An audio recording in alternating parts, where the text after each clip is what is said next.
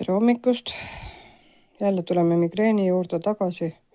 Siin on peaaegu kogu tugikomplekt. Siin on magneesiumtsitraati, magneesiumglütsinaati, B2, ingverijuur, Q10, omega-3, D3 vitamiin ja probiootikumid. Siin on puudu veel alfa-lipoehappe, mida on ka uuritud, mis võib vähendada migreeni sagedust või hoogusi. Magneesiumi peaks saama 400–600 milligrammi päevas, kas tsitraadi vormis või glütsinaadi vormis.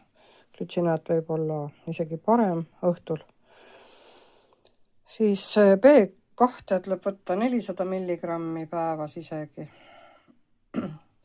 Q10 100–200 milligrammi päevas, võib-olla isegi 300. Siis D-vitamiini, siin on mul 5000, võimalik, et tuleb võtta isegi rohkem. Et vahetevahel 10 000 päevas. Aga eks igaüks ise teab, et ei saa nagu ütelda, et nüüd sa võta nii palju. Aga julged jänesed igatahes võtavad ja ei ole midagi. Suurem annus D3 vitamiin tahab ka 2 juurde. Ja. Siis omega-3 rasvhapped.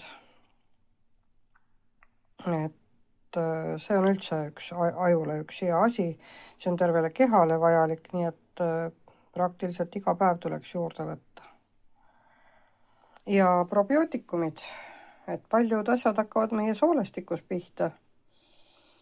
Et kui soolestik on terve ja seal tugirühm on tugev, siis tegelikult võib-olla on ka terve keha ja meie ajutegevus ja kõik terve. Siis ingver. Et mõningates uuringutes on jällegi näidanud põletikuvastast toimet, mis võib migreeni puhul abiks olla.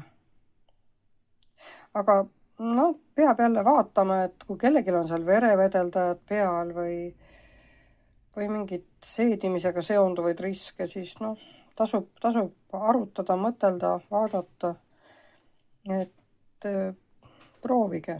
Ma tean konkreetselt, et arstid on soovitanud magneesiumi ja Q10 lisaks, aga siin on veel, mida lisaks võtta. Jõudu!